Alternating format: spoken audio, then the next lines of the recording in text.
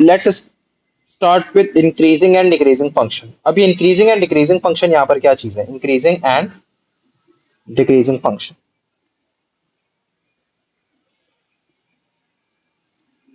तो अगर यहां पर अब ये देखना कि अज्यूम करो कि ये वाई एक्सिस है और ये क्या है? एक्स एक्सिस है, ठीक है, वर्टिकल एक्सिस, दी हॉरिजॉन्टल एक्सिस। ये अगर आपके पास लेट सपोज मैंने कह दिया कि ये कर्व है, ठीक है, मैंने कह दिया कि अज्यूम करो कि ये इस तरह से मेरे पास एक कर्व जा रहा है, ये कर्व की कोई इक्वेशन हुई कोई ना कोई इसकी।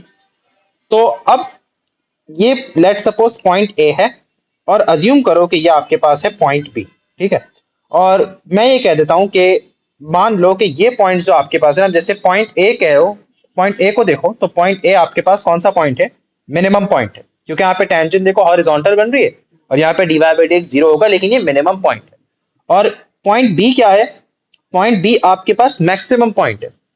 दोनों पे dy बाई dx क्या होते हैं? स्टेशनरी पॉइंट्स हैं दोनों के दोनों। और दोनों पे dy बाई dx क्या होते हैं? हमने ये चीज पढ़ी है, वेरी गुड अरीब, कि दोनों पे dy बाई dx जो होगा वो क्या होगा आपके पास? इक्वल टू जीरो होगा। सिमिलरली इधर भी क्या होगा? dy बाई dx क्या होगा? इक्वल टू जीरो होगा। यहां तक बात समझ आई? एक मिनट, इसको मैं दोबारा ओपन करूं क्योंकि थोड़ी सी राइटिंग लैग कर रही थी। हाँ, दोनों पे dy बाई dx क्या होगा? जीरो होगा। एक मैक्सिमम पॉइंट है, एक मिनिमम पॉइंट है। अब बिटवीन देम, अच्छा ये भी फिलहाल मैं यहाँ पे मिटा रहा हूँ, आप लोग को पता चल गया, ये बातें हमने पहले भी कर चुके हैं। लेकिन इन पॉइंट्स के दरमियान अगर मैं देखूं तो हर पॉइंट पर ग्रेडियंट देखो कैसा है, इस पॉइंट पे, इस पॉइंट पे, इस पॉइंट पे, इस पॉइंट पे, इस पॉइंट पे।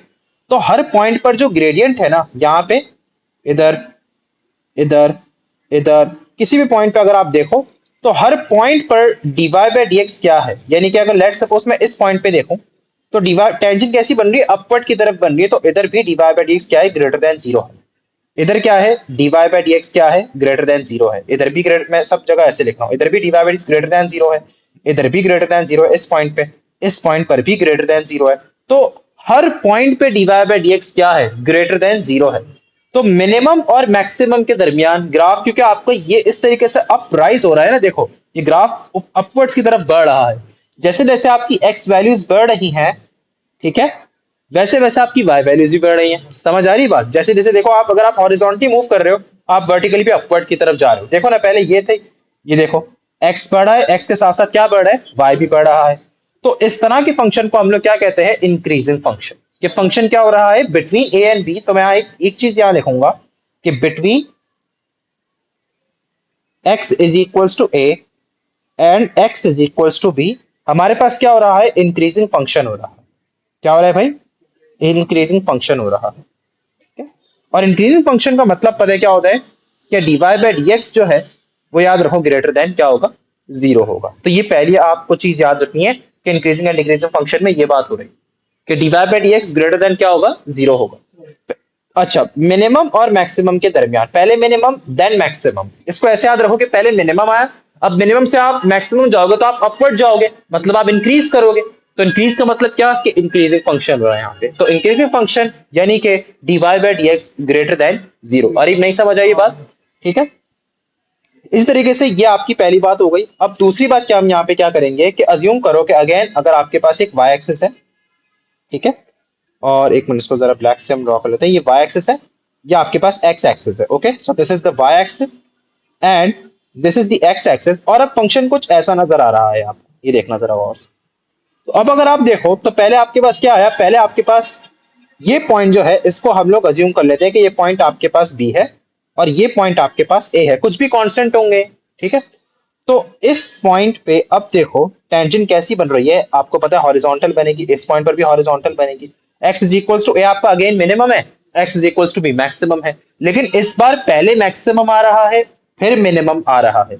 तो मैक्सिमम और मिनिमम पे, यानी कि देखो at x is equals to b, इस पॉइंट पे x is equals to b and at x is equals to a, दोनों में dy बाई dx क्या होगा? दोनों में dy बाई dx तो जीरो ही होगा, क्योंकि ये दोनों के दोनों स्टेशनरी पॉइंट्स हैं, चाहे वो मैक्सिमम हो या चाहे वो मिनिमम हो, दोनों में dy बाई dx क्या होगा? इक्वल्स टू जीरो ही होगा। लेकिन इन पॉइंट्स के दरमियान अगर मैं देखूं, इन पॉइंट्स के दरमियान अब जरा देखना है x is equals to and x equals to b. अब ये सब अभी फिलहाल मैं मिटा रहा हूं, लेकिन इन पॉइंट्स के दरमियान अगर आप लोग नोटिस करो, इस पॉइंट के दरमियान, इस पॉइंट, ये देख रहे हो, ये बहुत सारे आपके पास पॉइंट्स है। अब जैसे जैसे अगर आपके पास x बढ़ रहा है, यानी कि जैसे जैसे मैं b से a की तरफ जा रहा हूं, क्योंकि यहाँ पे a ग्रेटर देन b है, a की वैल्यू ज्यादा है, a बाद में आ रहा है, पहले b आ रहा है। तो जैसे जैसे मैं x को बढ़ाते जा रहा हूँ, वैसे वैसे देखो मेरा y वैल्यू क्या हो रही है, अरीब चेक करो, डिक्रीज हो रही है, जबरदस्त अरीब। तो बताओ ये कौन सा फंक्शन कहलाया गया फिर ये? समझ आई, जबरदस्त। तो ये हम बात बोलेंगे। और यहाँ पे हर पॉइंट पे अगर आप देखो, हर पॉइंट पे तो टेंजेंट देखो ऐसी बन रही है, यानी कि इसका मतलब ये हुआ कि हर पॉइंट पे ग्रेडियंट क्या है, हर पॉइंट पे ग्रेडियंट ऑफ द कर्व क्या कहते थे, ग्रेडियंट ऑफ द कर्व को dy बाय dx कहते थे। और ये हर पॉइंट पे देखो मैं छोटी छोटी टेंजेंट्स बना रहा हूँ ऐसे, ठीक है, ब्लैक कलर की है, आपको नजर नहीं आ रही, लेकिन यहाँ पे हम ये बोलेंगे कि between x is equals to b and x is equals to a। अब आपके पास पता है क्या हो रहा है, डिक्रीजिंग फंक्शन हो रहा है यहाँ पे, क्या हो रहा है यहाँ पे। और डिक्रीजिंग फंक्शन का क्या मतलब होता है, डिक्रीजिंग फंक्शन का मतलब होता है डेट dy बाय dx जो होगा वो क्या होगा, लेस देन 0 होगा। तो ये इंक्रीजिंग और डिक्रीजिंग फंक्शन की मैंने बात करी। तो कहीं पर भी अगर आपसे वो बोले कि set of values of x निकालो जहां पे dy फंक्शन इंक्रीजिंग है, तो समझ जाना, नहीं नहीं नहीं, x इक्वल्स टू a है ना, दोनों x वैल्यूज के दरमियान देख रहे हैं। देखो फंक्शन किसे कहते हैं एक्चुअली, देखो फंक्शन जो होता है ना आपके पास, फंक्शन फंक्शन एक्चुअली हम कहते हैं y वैल्यू, ये बात याद रखो। तो आप इसको ऐसे समझो कि x is equals to b और x is equals to a के दरमियान बताओ y वैल्यू इंक्रीज हो रही है, y वैल्यू डिक्रीज हो रही है, डिक्रीज हो रही है, समझ आई बात। फंक्शन किसको कहते हैं, देखो फंक्शन हम कहते हैं f ऑफ x को, किसको कहते हैं फंक्शन, या फिर हम मैंने बताया ना f ऑफ x की जगह y लिख दो, तो y इटसेल्फ आपका एक फंक्शन है, सही है। तो डिक्रीजिंग y और इंक्रीजिंग y आप इसको ऐसे भी कह सकते हो। तो या फर्स्ट एग्जांपल में between x is equals to a and x is equals to b there was an increasing y, क्योंकि जैसे जैसे आप a से b की तरफ जा रहे थे y इंक्रीज हो रहा था, b से a की तरफ जा रहे हो y डिक्रीज हो रहा है, तो फंक्शन डिक्रीज हो रहा है, समझ आई बात। तो अगर फंक्शन डिक्रीज हो रहा है, मेन पॉइंट आपके पास यहाँ पे ये है कि dy बाय dx इधर सेकंड केस में it is less than 0, first case में it is greater than 0, that's it. समझ आ गया एनी क्वेश्चन। तो ये इंक्रीजिंग और डिक्रीजिंग फंक्शन का कॉन्सेप्ट है जो मैंने आज की क्लास में आप लोगों को बता दिया, ठीक है। अब इसके पास है पड़ोसी क्वेश्चन की तरफ बढ़ते, आमना समझ आई सारी बातें,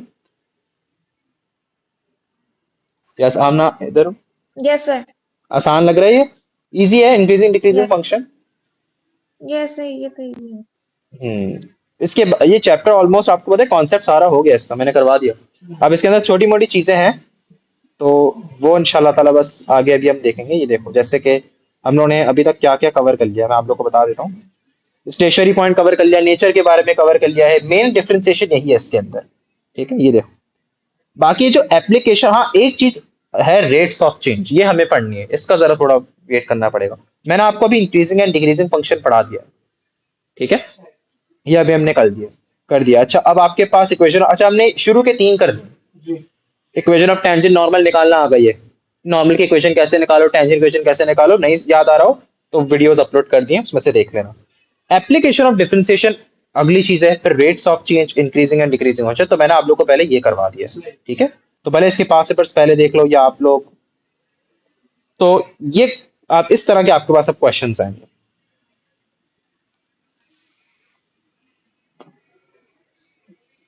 इसका मैं, अच्छा अरे तुमने क्वाड्रेटिक्स नहीं पढ़ा होगा ना, क्वाड्रेटिक्स पढ़ना पड़ेगा इसके लिए थोड़ा, क्योंकि यहाँ पे इनइक्वालिटी होती है। अभी नहीं, क्वाड्रेटिक्स तरीके से पहला चैप्टर तो मैं क्वाड्रेटिक्स ही कराऊंगा P1 का, ठीक है यार। हम फिर एक काम करते हैं, हम लोग वो स्टार्ट करते हैं, एप्लीकेशन ऑफ डिफरेंशिएशन स्टार्ट कर लेते हैं पहले, ठीक है। ये जो थर्ड कॉन्सेप्ट है ना इसका, यहाँ पे ये देखो कौन सा वाला, एप्लीकेशन ऑफ डिफरेंशिएशन, ठीक है, ये हम स्टार्ट करेंगे इंशाल्लाह ताला। तो अभी ये इसके बारे में कॉन्सेप्ट जरा देख लेते हैं। इंक्रीजिंग डिक्रीजिंग फंक्शन को याद रखो, इसकी रिकॉर्डिंग भी अपडेट हो जाएगी जब मैं इंक्रीजिंग डिक्रीजिंग फंक्शन स्टार्ट कर रहा हूं, तो प्लीज इसकी रिकॉर्डिंग देख लेना जो अभी अपलोड हो जाएगी, ठीक है। तो let's start with application of differentiation. यार एप्लीकेशन ऑफ डिफरेंशिएशन अब क्या चीज है, थोड़ा सा कनेक्ट करना आ रही, फिजिक्स ओ लेवल्स पढ़ी, क्या ग्रेड था, क्या ग्रेड था भाई, कोई बात नहीं, मेरा भी सी था, ओ लेवल्स में, ए लेवल्स में ए आया था, सही। तो मैं फ्लेक्स मार्क्स, मुझे ने बताया हुआ था मेरे बारे में ना, ए लेवल्स में ए मारा था मैंने, ये भाई ईगो हर्ट हुई थी मेरी बहुत टाइट वाली ना, बहुत लोगों ने मुझे बोला था, सर ने बोला था, चैलेंज दिए थे यार बहुत लोगों ने।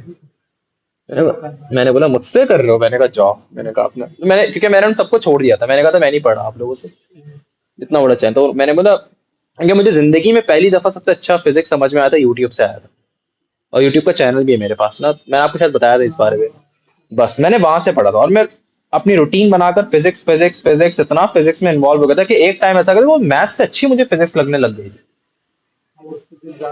हालांकि फिजिक्स ले यार मैंने जब पढ़ा मुझे समझ में आया। अभी आप लोग M1 वाले कोई स्टूडेंट नहीं है ना मेरे पास, सारे S1 वाले। जब M1 पढ़ोगे ना तुम लोग को पता चलेगा कि दिमाग क्या लग रहा है फिजिक्स के अंदर। आप लोग अगर आमना आपके पास तो एस फिजिक्स नहीं है शायद।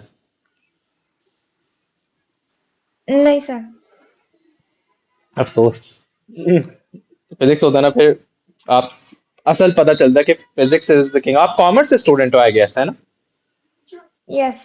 हाँ, कौन कौन से सब्जेक्ट्स लिए हैं दूसरे? बिजनेस और दूसरे बिजनेस लिया हुआ होगा और दूसरा इकोनॉमिक्स। इकोनॉमिक्स बहुत डिफिकल्ट है भाई, मैंने सुना है इकोनॉमिक्स है डिफिकल्ट। इकोनॉमिक्स कैसा लगता है आपको? कभी कभी अच्छा लगता है, कभी कभी थोड़ा ट्रिकी हो जाता है। हो जाता है वैसे भाई। सही है बट लाइक इतना वो नहीं है, मुझे साइंस से बेहतर ही लगता है फिर भी। अच्छा, मतलब ओ लेवल में साइंसेस था। यस। अच्छा, ओ लेवल और फिजिक्स कैसा लगता था? हाँ, ओ भाई इंसान बन के फिजिक्स दे दे। एक और फिजिक्स। हाँ। फिजिक्स केमिस्ट्री से तो बेहतर ही लगता था, फिजिक्स में फिर भी मजा आता था। फिजिक्स मुझे केमिस्ट्री से सख्त नफरत है। Chemistry same. केमिस्ट्री एक ऐसा वाहिद है जो मैंने बोला था नहीं ये मेरे बस का नहीं है भाई, ये हटाओ इलेक्ट्रॉन्स न्यूट्रॉन्स। आज तक मुझे समझ ही नहीं आया ये होते क्या है। मेरा सी मेरा फिर उसमें भी सी था ना। तो अबे टीचर पे भी डिपेंड करता है, यहाँ मार्केट में अच्छे टीचर्स नहीं है। मैंने गाजी हसन से ही पढ़ा है।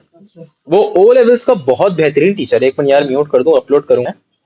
अच्छा, एप्लीकेशन ऑफ डिफरेंशिएशन अब क्या चीज है देखो। यहाँ पे मैं हेडिंग डाल देता हूँ, एप्लीकेशन ऑफ डिफरेंशिएशन।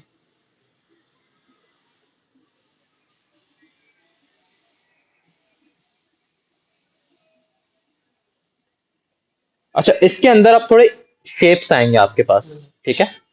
और वॉल्यूम भी आएगा, लेकिन volume as such volume find out करने को नहीं आएगा ना, एरिया फाइंड आउट करने को आएगा। वो बात हम करेंगे इंटीग्रेशन पे, ठीक है? यहाँ पर अब आप लोग एक चीज नोटिस करो कि लेट सपोज मैं एक इक्वेशन लिख रहा हूँ, थोड़ा कनेक्ट करूंगा मैं चीजों को। देखो अगर x square minus two x plus one लिखा हुआ है, अब अगर मैं आपको बोलूँ कि यार d y by d x निकालो, आप लोग बोलोगे सर बहुत सिंपल है, डिफरेंशिएशन कर लो, ये क्या हो जाएगा? Two x minus two. ये इसकी डिफरेंशिएशन निकल जाएगी, ठीक है? अच्छा, ये change in y upon change in x क्यों कर रहा हूं मैं? इसको dy बाई dx क्यों कर रहा हूं? क्योंकि मेरे पास इक्वेशन है y in terms of x। तो यहां मैंने क्या किया, यहां मैंने किया differentiation with respect to x। Okay, differentiation with respect to x किया है मैंने x वेरिएबल्स के साथ वो वाला काम किया है कि power goes down, power minus one. अब लेट सपोज अगर मैं आपको ये कहूं कि y is equals to x square, यही चीज यही सेम इक्वेशन लिखो, और यहां पर अगर लेट सपोज मैं आगे लिख दूं प्लस a क्यूब लिख दूं, और अगर मैं आपसे पूछूं कि अब इसका dy बाई dx क्या होगा, तो आप लोग बोलोगे कि सर एक्स स्क्वायर है, two x minus two plus one तो जीरो हो जाएगा। लेकिन यहाँ एक बच्चे बहुत मिस्टेक करेंगे कि वो बोलेंगे सर आगे लिखेंगे प्लस थ्री ए स्क्वायर, जो कि गलत है। क्योंकि ए क्यूब पता है क्या है? ये इंटायर चीज पता है क्या है? ये इंटायर चीज कांस्टेंट है। क्योंकि आप यहाँ देखो आपने डिनोमिनेटर में क्या लिखा हुआ है? dy बाय, तो x वाले वेरिएबल के साथ डिफरेंशिएट कर रहे हो, जीरो ही हो जाना है इसका मतलब। क्योंकि इसके अलावा जितने भी अल्फाबेट्स है ना वो सब आपके पास कांस्टेंट है। जैसे फॉर एग्जांपल अगर मैं बोलूं, ये देखना आमना गौर करना इस चीज को, कि जैसे अगर y इज इक्वल टू के स्क्वायर प्लस वन अपॉन के लिखा हुआ है, मैं बोलूं ये dy बाई dx करके दिखाओ, तो उसका dy बाई dx क्या आएगा आपके पास? के स्क्वायर की डिफरेंशिएशन जीरो होगी, क्योंकि यहाँ कहीं तुम्हें x नजर नहीं आ रहा। वन अपॉन के ये भी पूरा कांस्टेंट है, तो इसका overall dy by dx zero ही निकलेगा। लेकिन अगर मैं आपसे ये बोलूं कि dy बाई dk निकाल के दिखाओ, तो अब डिफरेंशिएट कर रहे हो, लेकिन अब विद रिस्पेक्ट टू के कर रहे हो। तो अब ये हम कह सकते हैं कि x की जगह k आ गया है, और विद रिस्पेक्ट टू के अब हम डिफरेंशिएशन कर रहे हैं। यहाँ पे मेरी बात क्लियर हो रही है कि नहीं हो रही? यहाँ पे तो आप कहोगे कि सर टू के और फिर ये प्लस के माइनस वन ऊपर चला जाएगा, फिर वही रूल हम अप्लाई करते रहेंगे, power goes down power minus one. ठीक है, समझ आई यहाँ तक बात? क्लियर हुआ कि नहीं हुआ? अच्छा, अब लेट सपोज अगर एक इक्वेशन ऐसे लिखिए that a is equals to, अब y की जगह a आ गया है, तो a इज इक्वल्स टू, अब देखना जरा यहाँ पे मैंने लिख दिया a is equals to x square plus 8x, अपनी तरफ से मैं ऐसी इक्वेशन लिख रहा हूँ माइनस वन। तो अब ये differentiation with respect to x होगी, लेकिन ये क्या होगा? dA बाय dx हो जाएगा, क्योंकि देखो y की जगह क्या आ गया है? a आ गया है। तो ये differentiate of a with respect to x हो रही। पहले differentiating y with respect to x हो रही थी, क्योंकि y in terms of x लिखा हुआ था, लेकिन यहाँ पे y की जगह a आ गया है, तो change in a upon change in x होगा। Change in a upon change in x का मतलब dA upon dx, differentiation of a with respect to x, x के रिस्पेक्ट से हो रही है। मेरी बात क्लियर हुई यहाँ तक? जैसे कि फॉर एग्जांपल मैंने आप लोगों ने अब ओ लेवल फिजिक्स थोड़ी सी अगर पढ़ी है ना, बहुत ज्यादा डेप्थ में नहीं जाऊंगा। अगर हमारे पास लेट सपोज y एक्सिस पे क्या होती थी, वेलोसिटी होती थी, रिमेंबर x एक्सिस पे होता था टाइम होता था, ग्रेडियंट स्पीड ग्रेडियंट नहीं ना, वो यहाँ का ग्रेडियंट क्या होगा, एक्सेलरेशन। एक्सेलरेशन होगी, ठीक है। तो लेट सपोज अगर आपके पास मैंने कहा कि ये एक स्ट्रेट लाइन है, अज्यूम करो कि, या मैं अभी स्ट्रेट लाइन कुछ भी नहीं बना रहा, अज्यूम कर लो कि, बल्कि चलो ये एक स्ट्रेट लाइन है, तो ये कुछ आपके पास एक स्ट्रेट लाइन है, ठीक है। अच्छा, थोड़ा कनेक्ट करूंगा। लेट सपोज अगर ये क्या होता, ये v की जगह y होता, क्या होता v की जगह, बस मतलब हाँ v की जगह y, और x एक्सिस में जहां मैंने t लिखा था, मतलब टाइम लिखा था, यहाँ पर अगर मैं x लिखूं तो इस टाइम की इक्वेशन किस फॉर्म पे होती, y is equals to mx plus c होती। ऐसे होता कि नहीं होता, ठीक है, जहां m ग्रेडियंट है। लेकिन अगर मैं y की जगह v लगा दूं और x की जगह क्या लगा दूं, t लगा दूं, तो मेरी इक्वेशन क्या बन जाएगी, y की जगह क्या लगा दोगे आप, x की जगह क्या लगाओगे, t लगा दोगे, ऐसे ही है, समझ आई, और आगे प्लस c लिखा हुआ है। और मुझे एक बात आप लोग ये बताओ, ग्रेडियंट क्या होता था वेलोसिटी टाइम ग्राफ का, अभी आपने बताया एक्सेलरेशन, तो m की जगह क्या लगाते थे, a लगाओगे, ठीक है, ऐसा ही है। तो हम कहते थे at। अब c क्या है, c पता है क्या होगी, c ये होगी जो कि आपकी क्या कहलाई जाती थी, initial speed at time t is equals to 0, initial speed जिसको हम u से कहते थे। तो ये इक्वेशन आपने ओ लेवल से भी देखी होगी कि v is equals to u plus at। ये नहीं देखी थी हमने, देखी थी कि नहीं देखी थी ये वाली इक्वेशन अपने ओ लेवल्स पे? अगर नहीं देखी थी तो पता है, मैं अभी इसको चेंज कर देता हूँ, v minus you upon T, ये देखी थी। अब आमना आमना ये देखी थी, यस सर, देखी भी है। तो वो यही इक्वेशन, एक्सेलरेशन का के क्वेश्चन है। एग्जैक्टली जब हमें एक्सेलरेशन निकालना होता था क्या करते थे हम लोग, कि final velocity minus initial velocity upon final time minus initial time, तो ये चेंज इन टाइम कहलाया जाएगा वैसे, ठीक है। और ये क्या कहलाया जाएगी, चेंज इन वेलोसिटी। तो हम इसको कहते थे कि भाई ये क्या है, dv अपॉन dt, dv का मतलब चेंज इन वेलोसिटी, और ये क्या है, चेंज इन टाइम। समझ आ रही मैं कह रहा हूँ ना? इस अगर नहीं समझ आ रहा कोई मसला नहीं, लेकिन थोड़ा सा आप लोग को ये, यानी कि dv बाई dt अगर नहीं समझ आ रहा, ये तो समझ में आया ना कि यार किस तरीके से मैंने एक्सेस को चेंज किया, ग्रेडियंट क्या बन रहा है। तो डिफरेंशिएट यहां पर पता है क्या हो रहा है, differentiating v with respect to t। कहने का मकसद ये कि अगर आपके पास, अब इधर देखो जरा, लेट सपोज अगर मैं ये कह दूं कि अगर आपके पास अब ये लिखा हुआ है that v is equals to, ये देखना जरा, a, हाँ ये एक minute, 2a square plus 3a हो गया, और आगे प्लस 1 लिखा हुआ। लेट सपोज a आपका एरिया है, कुछ भी होगा वो आपको क्वेश्चन में बताएगा कि a किसको रिप्रेजेंट कर रहा है, ठीक है।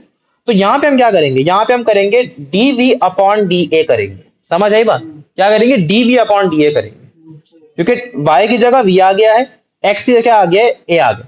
क्योंकि आप इसको ऐसे देखो कि ये इक्वेशन कैसी है, v in terms of a, पहले इक्वेशन कैसी होती थी, y in terms of x, तो डिफरेंशिएट करके क्या निकलता था, dy बाय dx निकलता था। यहाँ क्या आ गया, y की जगह v आ गया है, x की जगह क्या आ गया, a आ गया है, तो ये dv बाय da हो जाएगा। समझ आ रही है? तो ये एप्लीकेशन और डिफरेंशिएशन आपके पास है, इस तरीके से होती है, आपको समझ आ रही है? इसकी यहाँ पर एक एग्जांपल देख लेते हैं कि अगर अज्यूम करो, अब अगर आपके पास एक 3D शेप आ गया जिसको हम कह रहे हैं कि ये क्या है, एक मिनट, या आपके पास एक ये क्यूब है लेट सपोज, ठीक है, ये क्यूब है, और क्यूब की साइड क्या है, x, एक साइड x है, और क्यूब की सारी साइड सेम होती है। जैसे स्क्वायर की सारी साइड सेम होती है तो क्यूब की भी सारी साइड सेम होगी। तो ये x, जैसे एक डाइस ले लो, तो डाइस की सारी साइड सेम होगी, डाइस क्यूब के शेप में, तो ये x है, ये x है, ऊपर वाली साइड भी x है, ये भी x है, ये भी x है, सारी साइड्स आपके पास क्या है, x है। अगर मैं आपसे बोलूं कि इसका वॉल्यूम निकालो, तो वॉल्यूम किस तरह निकालते थे, रिमेंबर, हाँ, length multiply by breadth multiply by H, यानी कि ये साइड और ये साइड आप मल्टीप्लाई कर देते हैं, वॉल्यूम निकालते ना, ओ लेवल्स में पढ़ा था हम लोगों ने। तो वॉल्यूम कैसे निकलेगा, आप सारी साइड्स बराबर है, तो ये क्या हो गया, x multiply by x multiply by x, तो ये v इज इक्वल्स टू क्या हो गया, x क्यूब। अब मैं इसको अगर डिफरेंशिएट करूंगा तो बताओ ये क्या निकाल के देगा मुझे, dv बाय dx निकाल के दे देगा। बात समझ आ रही कि नहीं आ रही, ये मुझे dv बाय dx निकाल के दे रहा है, क्लियर, क्योंकि y की जगह v आ गया है, x और x जगह तो वो x ही है। तो ये डिफरेंशिएट v, यानी कि different, you are differentiating volume with respect to x, तो ये हो जाएगा dv by dx which is 3x²। उसके अलावा अगर लेट सपोज अगर आगे प्लस h लिखा होता ना, लेट सपोज ऐसी इक्वेशन होती, तो h को हम जीरो कर देते, क्योंकि h तो कांस्टेंट है। डिफरेंशिएट जिस वेरिएबल के साथ कर रहे हो उसके अलावा जो चीजें आ रही है वो सब क्या है, वो सब कांस्टेंट है। आमना नहीं समझ आया यहां तक? क्लियर? Any questions? नहीं सर, आ गया। अब क्वेश्चंस पता है कैसे आएंगे एप्लीकेशन और डिफरेंशिएशन के? आपको फर्स्ट पार्ट में इक्वेशन बनानी होगी, ठीक है, सेकंड पार्ट में डिफरेंशिएट करना पड़ेगा। इस तरह के क्वेश्चन आएंगे। तो चलो अब इसके क्वेश्चंस की तरफ बढ़ते हैं। ज्यादातर ये कॉन्सेप्ट कह रहा हूं ना, कॉन्सेप्ट पढ़ा दिया आप लोगों को, ज्यादातर अब क्वेश्चंस आएंगे। तो एप्लीकेशन ऑफ डिफरेंशिएशन अब जरा देखना क्या बात होगी। यहाँ पे इक्वेशन बनानी पड़ेगी, वॉल्यूम सबके याद रहनी चाहिए आप लोगों को, ठीक है।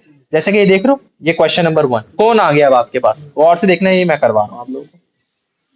इसके क्वेश्चंस आजकल आ नहीं रहे हैं। देखो लास्ट टाइम कब आया था, क्योंकि ये लेटेस्ट वेबसाइट है, 2019 में आया था, लेकिन आ सकता है।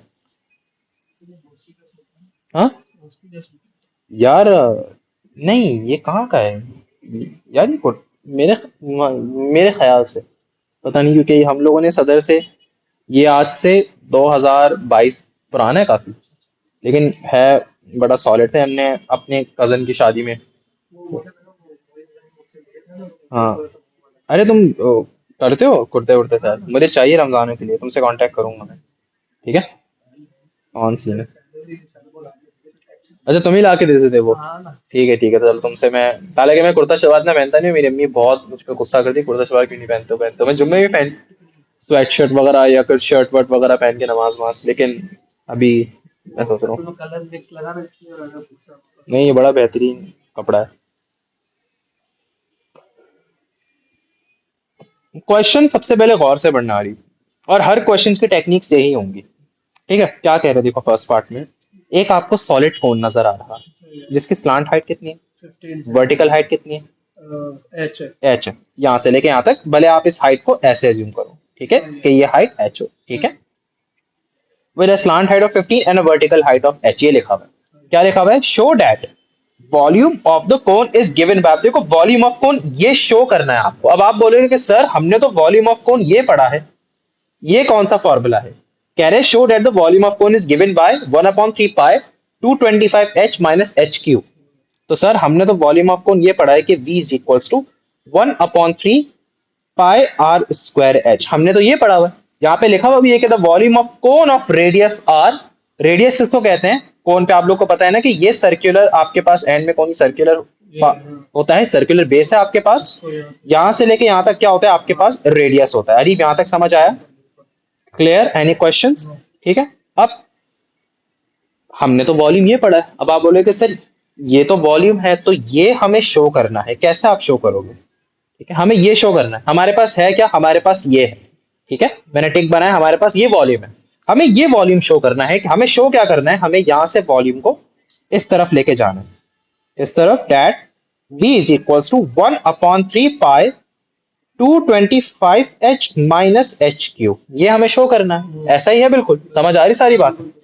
तो किस तरह अब हम शो करेंगे? आ जाओ शेप में दोबारा। मैंने ऐसा बताया कि आर ये है, ये क्या हो जाएगी आपके पास, वर्टिकल हाइट हो जाएगी। समझ आ रहा है? ठीक है, तो ये एच है। यहां तक कोई मसला? अच्छा अरीब मुझे एक बात बताओ, अगर ये आर है तो ये क्या चीज कहलाई जाएगी? ये भी आर होगा। एक्सीलेंट, ठीक है।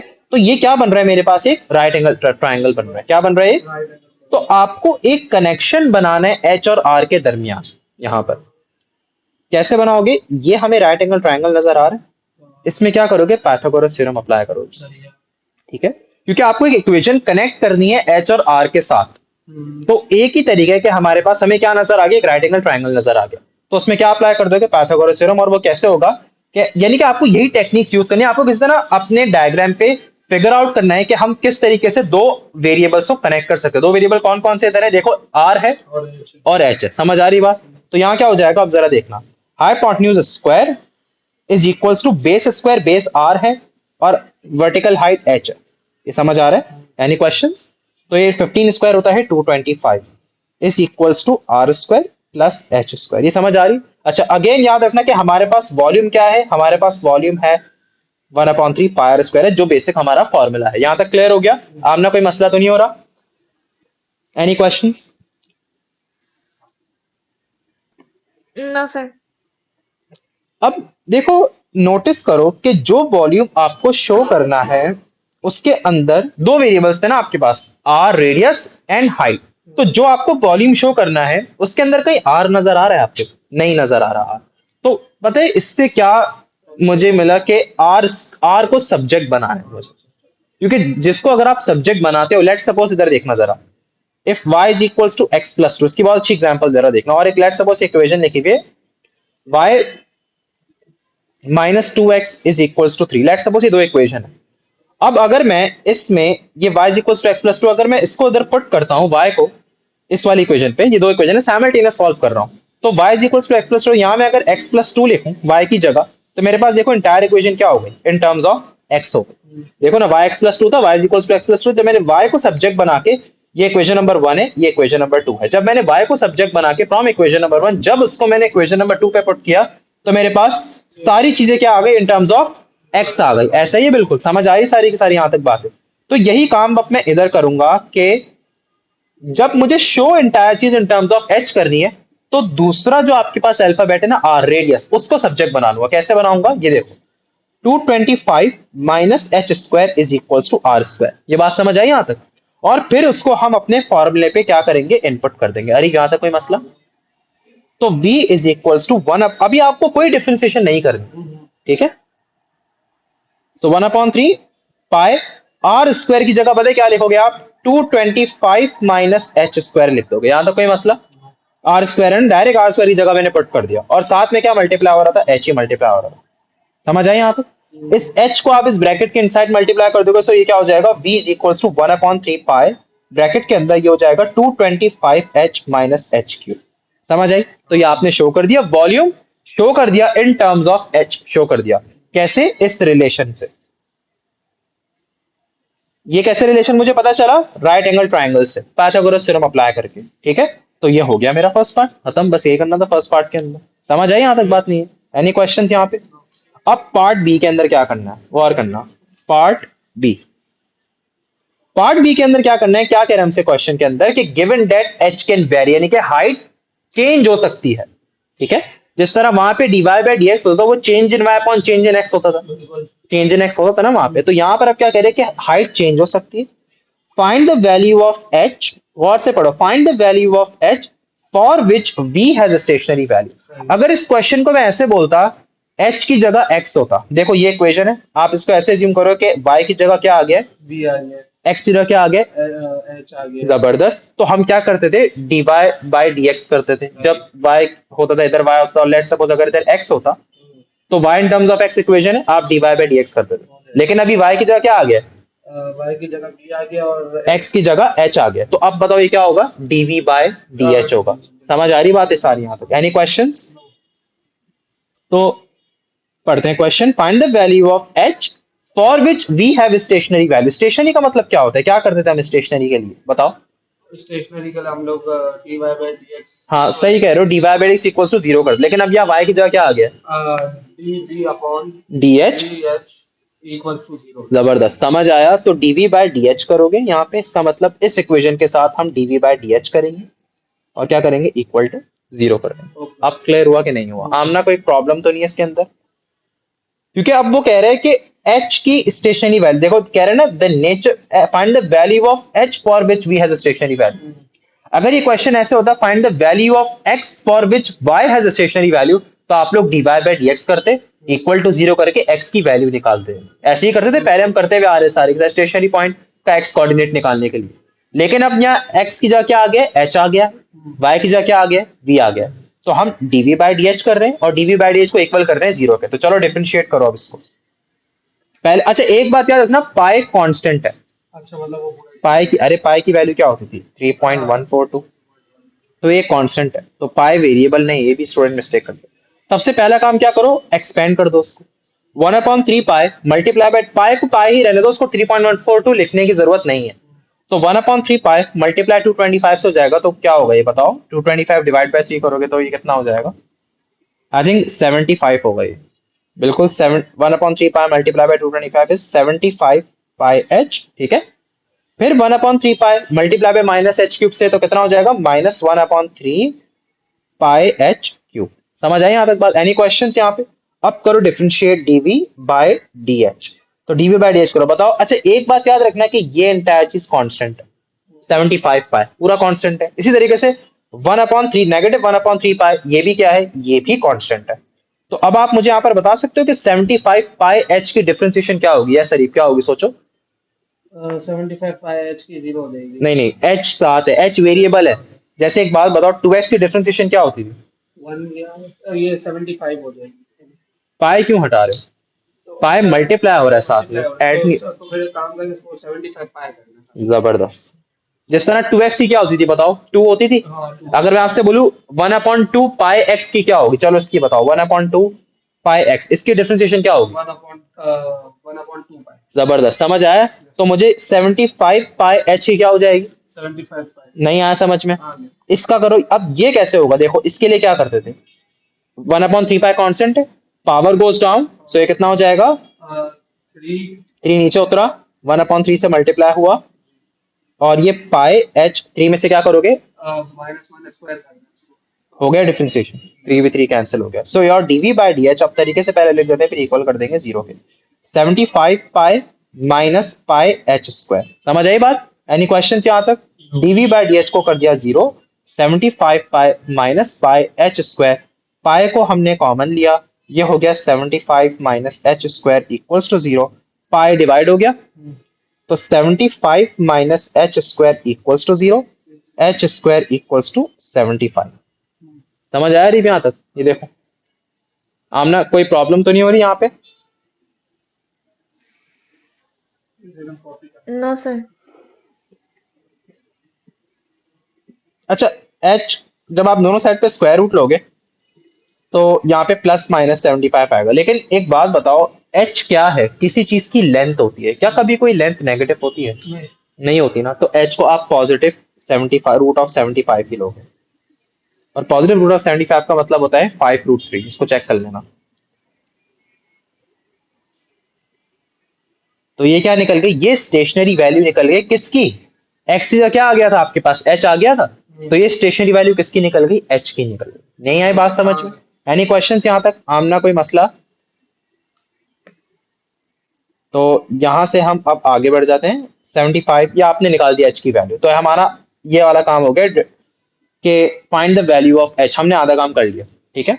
अब नेचर निकालना है कि ये जो आपने स्टेशनरी वैल्यू निकाली है, बताओ कि ये मैक्सिमम है या फिर ये मिनिमम है। क्योंकि स्टेशनरी वैल्यू ऑफ x निकालते थे तो उसका नेचर आइडेंटिफाई करने के लिए हम क्या करते थे अरीब हम लोग? नेचर निकालने के लिए हाँ, क्या नाम है, कि ये मैक्सिमम है या फिर ये मिनिमम है, क्या? वो करते थे यार। अरीब यार मत बोलो ये चीज, तो प्रिवाइज करना था ना। क्या करते थे आमना, बताओ। नेचर निकालने के लिए कि ये मिनिमम है या ये मैक्सिमम है। पॉइंट देखते थे, पॉइंट। अबे नहीं ना, वो तो क्वाड्रेटिक में देखते थे तुम, एक ही वैल्यू, और ये भी हिंट दे दी। सर D2 हाँ हाँ सही कह रहे हो।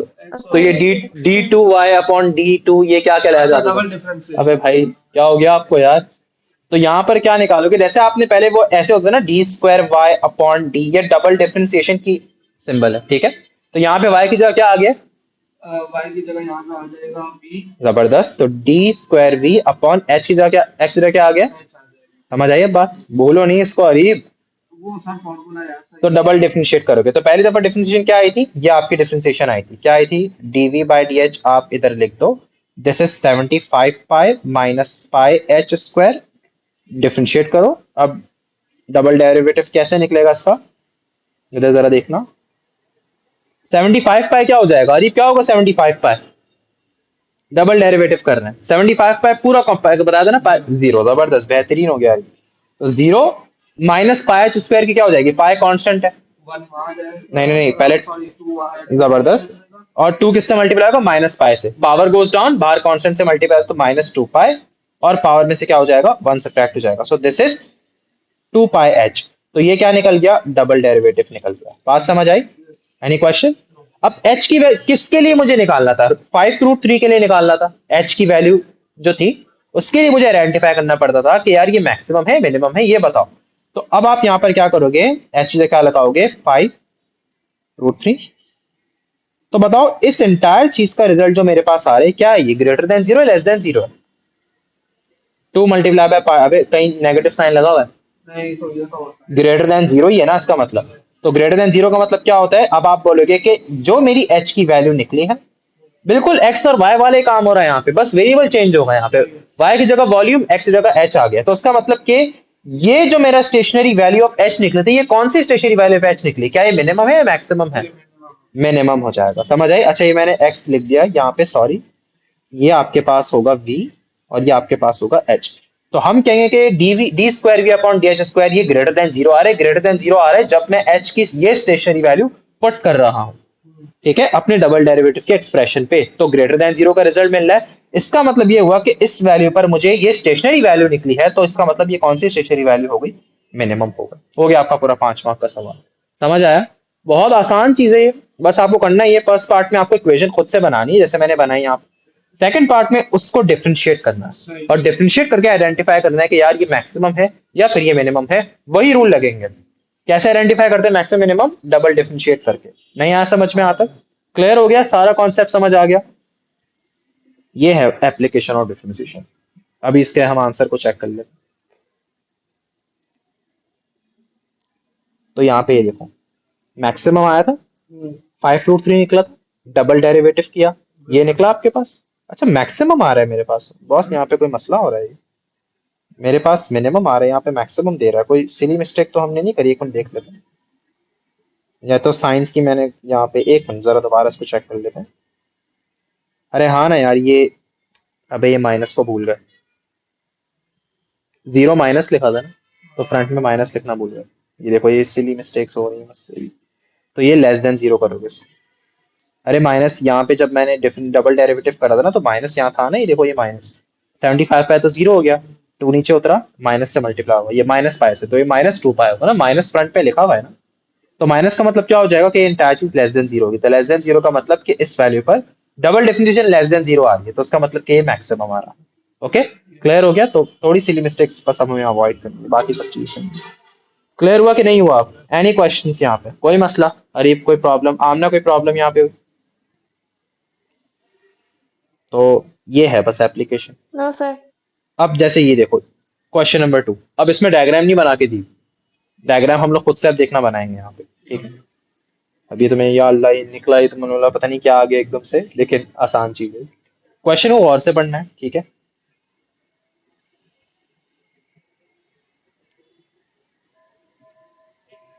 जैसे कि ये जरा सवाल देखना,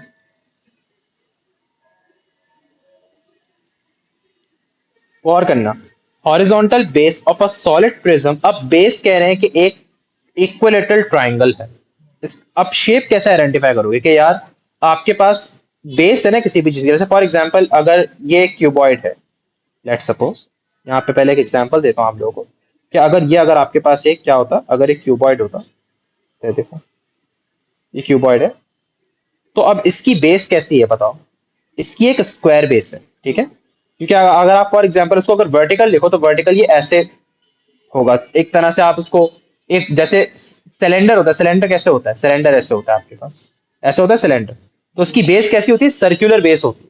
सिलेंडर को देखो ना, रिप सिलेंडर, जैसे फॉर एग्जांपल वो स्पीकर सामने नजर आ रहा है, तो वो स्क्वायर बेस है, मींस इसकी बेस स्क्वायर है, ठीक है? इसकी बेस कैसी है सिलेंडर की, सिलेंडर की बेस आपके पास सर्कुलर बेस है, ऐसे। अबे यार एक मिनट, ये सर्कुलर बेस है, देख रहे हो यहाँ पे, समझ आ रही बातें सारी की सारी? तो ये बेस देखो ना, बेस कैसी है, सर्कुलर बेस है, ठीक है? आपने अगर उसको वर्टिकल में रखा हुआ तो नीचे सर्कुलर बेस, जैसे कोन को देखो, कोन, कोन की बेस कैसी है, सर्कुलर बेस है, समझ आ रही? सिलेंडर की बेस कैसी है, सर्कुलर बेस है। इस तरह से यहाँ पे क्यूबॉइड की कैसी है, स्क्वायर स्क्वायर बेस है, समझ आ रही? ऐसे इस रूम को नोटिस करो तुम, स्क्वायर बेस। तो ये देख रहे हो रेक्टेंगुलर बेस है, स्क्वायर या रेक्टेंगुलर आप इसको कह दो, ठीक है? समझ आ रही है यहाँ तक अरीफ, कोई मसला तो नहीं है? तो इसी तरीके से अब यहाँ क्या लिखा हुआ है कि यहाँ पर बेस कैसी है, इक्विलेटरल ट्रायंगल बेस है, तो उसका मतलब पता है कि बेस ऐसी होगी, ये देखो ये होगी बेस। ओके ये समझ आ रही?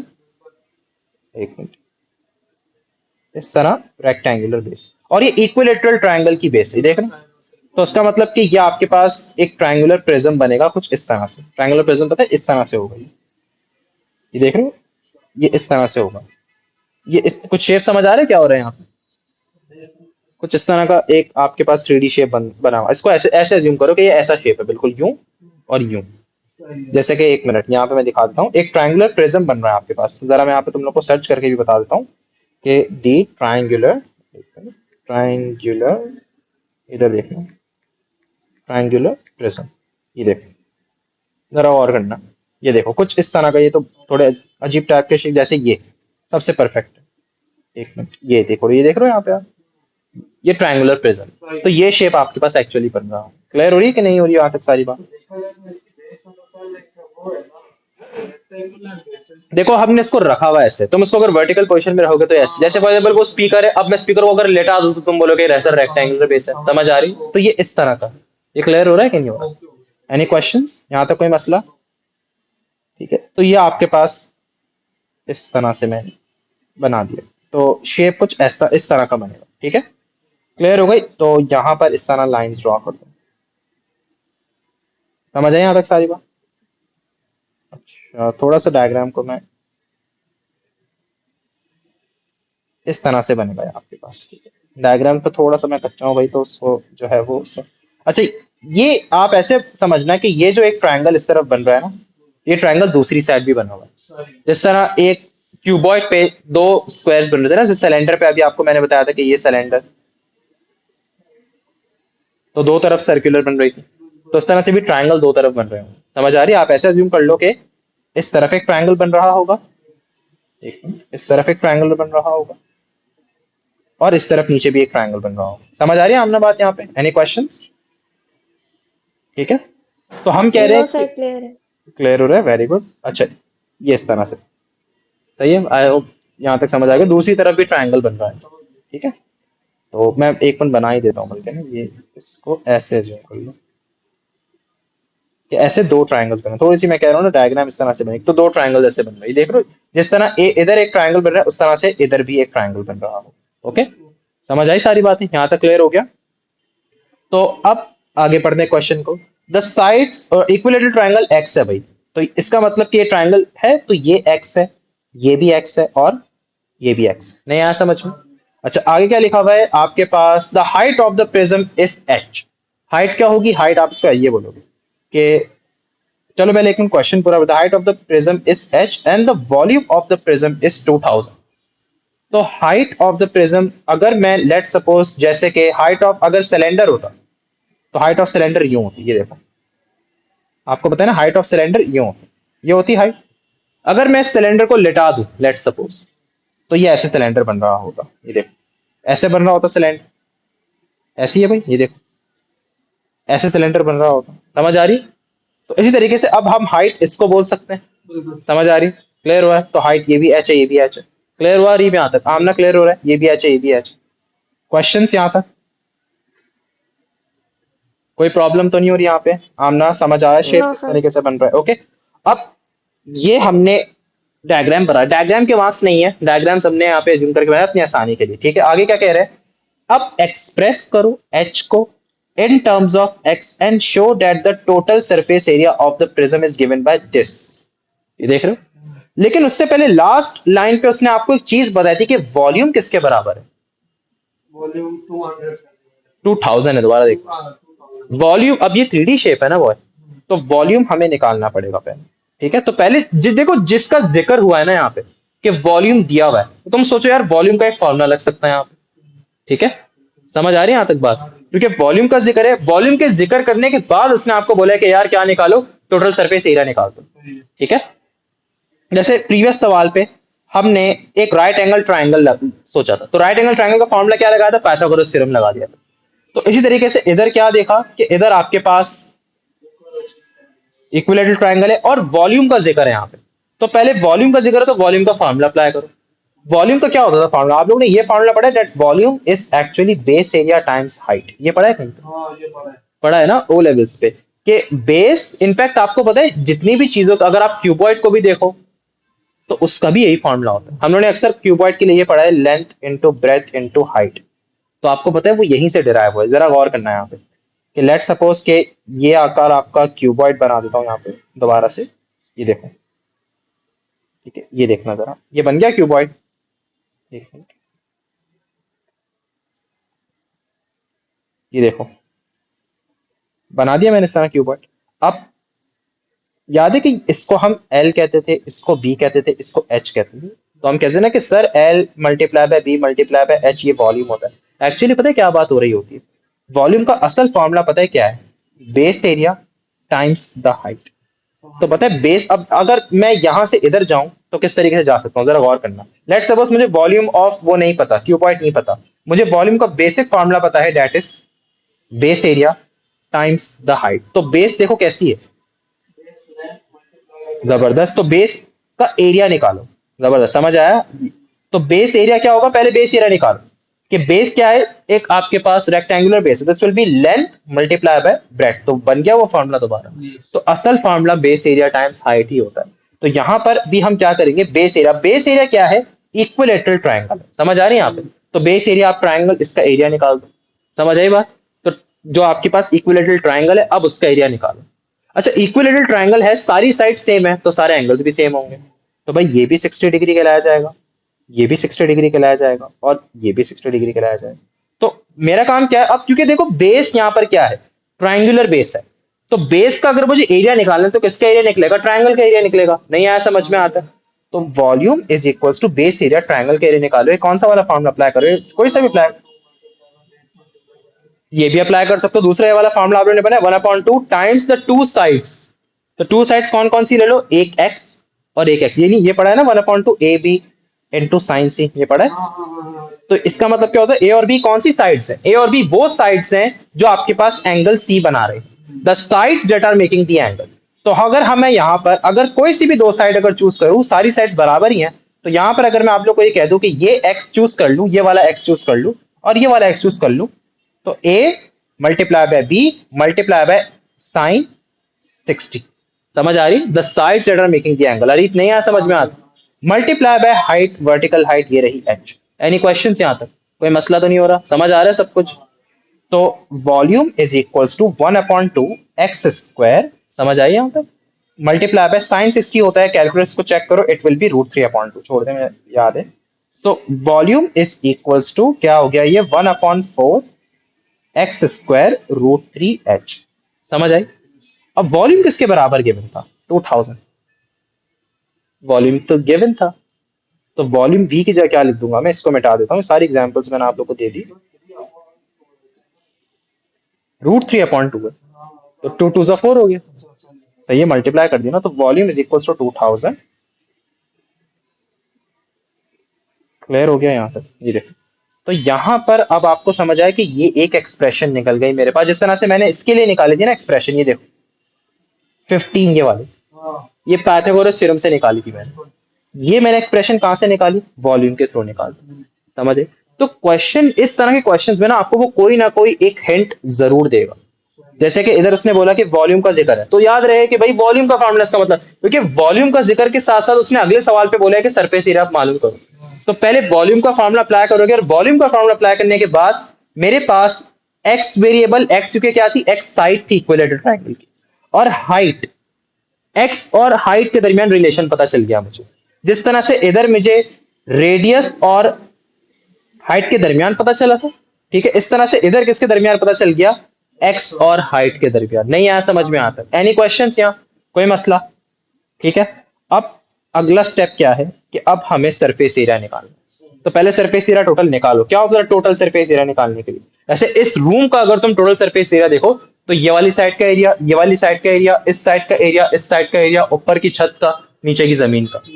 तो इधर भी क्या होगा, ये देखो, इधर जरा गौर करना। पहले तो ये वाला ट्रायंगल, ठीक है, ये वाला ट्रायंगल, टोटल सरफेस एरिया का मतलब अब तुम्हें हर साइड्स के एरिया निकालकर ऐड करना है, that is total surface area. ठीक है, जैसे कि एक डाइस को देखोगे तो डाइस क्यूब है आपके पास, तो हर साइड का एरिया निकाल के ऐड करोगे, so that's the total surface area of a cube. बात समझ आई? तो यहां अब मैं क्या करूंगा, इस शेप का टोटल जितनी साइड्स हैं उन सब साइड्स का एरिया निकालूंगा और सबको ऐड कर दूंगा, that is total surface area. नहीं आया समझ में? ठीक है, तो अब मैंने आपको अभी बताया कि ये शेप बन रहा है और इस तरफ, दोनों तरफ ट्रायंगल बन रहे थे, एक इस तरफ भी बन रहा है और एक इस तरफ भी बन रहा है। जबरदस्त, तो एक ट्रायंगल का निकालो, टाइम्स 2 कर दो। नहीं आया समझ में आता? एनी क्वेश्चंस किसी को? तो एक ट्रायंगल का निकाला, टाइम्स 2 कर दो। तो चलो एक एक करके अब हम निकालते हैं। कि एक इसके बराबर होगा यहाँ पे, पहले तो ट्राइंगल एरिया लिख लेता हूँ सारी चीजें, ट्राइंगल एरिया टाइम्स 2, ये बात समझ आई? तो दो ट्राइंगल कवर हो गए, दोनों साइड की दीवार कवर हो गई, ठीक है। जैसे कि फॉर एग्जांपल अगर आप सेंटर पे खड़े हुए हो यहाँ पे, तो आपके पीछे एक ट्राइंगल है और आपके आगे एक ट्राइंगल है, दोनों ट्राइंगल्स हो गए, समझ आई? फिर साइड्स की लेंथ, कौन कौन सी साइड्स, देखो एक ये वाली होगी, आपके राइट साइड की एक दीवार और लेफ्ट साइड की एक दीवार, समझ आई? तो ये वाला एक देख रहे हो, ये क्या बन रहा है, ये रेक्टेंगल बन रहा है आपके पास, ठीक है। तो रेक्टेंगल यहां पे लिख दो plus rectangle area, rectangle times 2, समझ आई यहां तक? कोई प्रॉब्लम? एक चीज और रहती है, जिस जमीन पे आप खड़े हो, तो जमीन क्या है, ये देखो, ये रही जमीन, ये देखना और करना, ये अगर तुम इस x को h के साथ मल्टीप्लाई कर दो तो नीचे की जमीन का भी आ जाएगा। क्लियर हो गया? Any questions? तो ये भी, अगर ये भी आपके पास सेम ही रेक्टेंगल बन रहा है, तो यहाँ पे मैं लिखता हूँ कि this is also equal to the area of rectangle. Clear हो गया? अब एक एक करके यहाँ पे मैं लगाऊंगा। तो ट्राइंगल का आपने एरिया यहाँ पे पहले से उसके लिए लगाया हुआ था, फॉर्मूला क्या था, 1/2 x square sine 60, equivalent triangle था। तो 1/2 multiply by x square multiply by sine 60, और ये मल्टीप्लाई बाय 2 हो रहा है। एनी क्वेश्चंस यहाँ पे? ये देखो, प्लस रेक्टेंगल, रेक्टेंगल कौन सा है, देखो ये साइड वाला, राइट साइड वाला रेक्टेंगल ये वाला, और ये लेफ्ट साइड की तरफ भी बन रहा है ये वाला। तो रेक्टेंगल के भी कितने एरिया, दो एरिया हो गए। एक रेक्टेंगल का लगाओ x मल्टीप्लाई बाय h, जबरदस्त, ठीक है। और फिर प्लस कर दो एक रेक्टेंगल जमीन वाला, फ्लोर वाला, x मल्टीप्लाई बाय h, क्योंकि ये भी सेम है, तो x मल्टीप्लाई बाय h ही कर दो उसको, ठीक है। अब टोटल सरफेस एरिया, यानी कि हर साइड्स का तुमने एरिया निकाला, उनको ऐड कर दिया, 2 और 2 कैंसिल, ये कितना हो गया, साइन 60 पता था √3/2 होता है, this is √3/2 x square plus 2xh plus xh। तो ये क्या बन जाएगा आपके पास, अरे A2 की भी क्लास स्टार्ट हो गई है एक, तो it is going to be, एक मिनट रुकिएगा मैं जरा एक्सेप्ट कर दूंगा। आयजा आप मीटिंग पे रहिएगा, बस मैं क्लास एंड कर रहा हूँ इस क्वेश्चन के बाद। एएस की एक्चुअली क्लास चल रही थी, so it's a is equals to √3/2 x square plus 3xh हो गया, ये समझ आया? तो ये तुमने टोटल एरिया निकाल दिया, आया समझ में कि नहीं है? Any questions? और आपने वॉल्यूम से एक रिलेशन फाइंड किया था, वो ये था, दैट 2000 इज इक्वल्स टू, क्या निकाला था, 1/4 x स्क्वायर √3 और h। ये दोनों चीजें अभी आपके पास आ गई, ये आ गया और ये आ गया। अब आपको शो क्या करना था, शो, अच्छा जो चीज आपको शो करनी है, हमारे पास दो वेरिएबल्स थे, x था और h था, तो आपको एरिया इन टर्म्स ऑफ, ये देखो यहाँ पे मेरे पास एरिया क्या है, टोटल सरफेस एरिया, x भी है उसमें, h भी है, समझ आ रही है यहाँ तक बात? आपको जो एरिया शो करना है उसमें आप सिर्फ x देख सकते हो, तो इसका मतलब मुझे इस इक्वेशन में से किसको सब्जेक्ट बनाना पड़ेगा, h को सब्जेक्ट बनाना पड़ेगा, जबरदस्त। तो h को सब्जेक्ट बना दो, ये 4 डिवाइड हो रहा है, उस साइड मल्टीप्लाई होकर क्या हो जाएगा, 8000 is equals to x square into √3h, x square √3 divide हो जाएगा, so 8000 divided by √3x square equals to क्या हो जाएगा, h हो जाएगा। और फिर मैं इसको कहां पुट करूंगा, इधर पुट करूंगा, समझ आई बात यहाँ पे? और आपका आंसर आ जाएगा, ठीक है। तो area is equals to √3/2 x square plus 3x, h की जगह ये पुट कर दो, so it is 8000 upon √3x square. Any questions यहाँ? अब सिंप्लीफाई करो तो ये एक्सप्रेशन आ जाएगी, ये वाली, ओके। अब सिंप्लीफाई करते हैं पहले, तो देखो ये एरिया, बस अब लास्ट स्टेप है सिर्फ सिंप्लीफाई करना। देखो ना, आपने area in terms of x कर दिया, अब शो, अब h कहीं नजर ही नहीं आ रहा, तो आप सिर्फ सिंप्लीफाई करोगे इस चीज को। तो 3 मल्टीप्लाई बाय, अब देखो 3 मल्टीप्लाई बाय x, एक ही सिंगल फ्रैक्शन है, तो 3 मल्टीप्लाई बाय 8000 गिव्स यू, अच्छा ये एक x इससे कैंसिल आउट हो जाएगा, so it will be √3/x, ठीक है।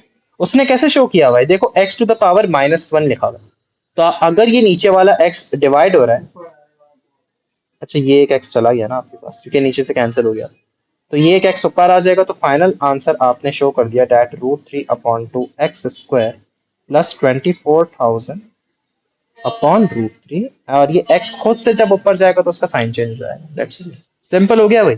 बताओ कहीं प्रॉब्लम थी कि इसमें नहीं? एनी क्वेश्चन सर यहाँ पे कोई मसला? सेकंड पार्ट में कह रहे हैं कि x can vary, find the value of x for which a has stationary value, stationary का जिक्र आ गया, क्या करोगे, अब तुमने जो एक्सप्रेशन यहाँ पर बनाई है इसको डिफरेंशिएट करो, क्या करके डिफरेंशिएट करें, क्या निकलेगा D A upon D x, क्योंकि ए वाई की जगह ए आ गया, वाई एक्स तो एक्स है, तो d a by d x किया, इक्वल कर दिया जीरो के, एक्स वैल्यू आ गई। ये करना है सेकंड पार्ट में। थर्ड पार्ट में क्या करोगे, अब डिफरेंशिएशन आ गई है, समझो बस, अब कुछ नहीं करना। नेक्स्ट पार्ट के लिए डबल डेरिवेटिव कर लोगे, और फिर वो एक्स की वैल्यू जो तुम पार्ट बी पे निकालोगे वो पुट करके चेक करोगे कि ग्रेटर देन जीरो आ रहा है डबल डेरिवेटिव या लेस देन जीरो आ रहा है, तो उससे डिसाइड हो जाएगा कि मैक्सिमम या मिनिमम। तो ये है आपके पास application of differentiation. Aiza Aiza नहीं, आयजा इधर ही है। आमना समझ आया, क्लियर हुआ कॉन्सेप्ट अब थोड़ा? एनी क्वेश्चंस यहाँ पे? Yes sir. अभी समझ आया तुम्हें? तो सिर्फ इसमें डिफिकल्ट पार्ट या थोड़ा सा चैलेंजिंग पार्ट ये है कि आपको इक्वेशन बनानी है। तो इक्वेशन बनाने का भी ये तरीका है कि देखो आपको ना, कभी उसने वॉल्यूम का जिक्र किया हुआ है और बोला एरिया निकालो, तो वॉल्यूम का पहले फॉर्मूला अप्लाई करके इक्वेशन कनेक्ट कर दोगे एक्स और एच वेरिएबल के साथ। तो कोई ना कोई क्लू फाइंड आउट करना पड़ेगा जो दो वेरिएबल को कनेक्ट कर रहा हो, ठीक है? फिर उसको तीसरी चीज में आप इन कर दो। जैसे यहाँ पर मैंने वॉल्यूम से किसको कनेक्ट करा, एक्स को और एच को, क्योंकि एक्स और एच मेरे पास दो साइड्स थी प्रिज्म की, ठीक है? तो वॉल्यूम का फार्मूला अप्लाई करके इन दोनों को कनेक्ट करवा के फिर मैंने क्या करा, एरिया का फार्मूला अप्लाई किया। एरिया के फार्मूला जो मुझे शो करना था वो इन टर्म्स ऑफ एक्स शो करना था, तो जो मेरा वॉल्यूम से जो रिलेशन निकला था वहां पर मैंने एच को सब्जेक्ट बना के एरिया में पुट किया, तो मेरे पास area in terms of X आ गया। ये काम था, प्रीवियस क्वेश्चन में भी यही किया था। Right angle triangle Pythagoras theorem apply किया, फिर वॉल्यूम शो कर दिया। वॉल्यूम के अंदर एच आपके पास R missing, R square missing था, तो आर स्क्वायर को सब्जेक्ट बना दिया। बस ये काम करना है अब आपको, ठीक है? तो उसके मजीद क्वेश्चन इंशाल्लाह ताला हम अगली क्लास में करेंगे, ठीक है? अभी तक बस इसको रिवाइज करो, और इसकी रिकॉर्डिंग आज इंशाल्लाह ताला मैं अपडेट कर दूंगा, ठीक है? ओके भाई, अल्लाह हाफिज।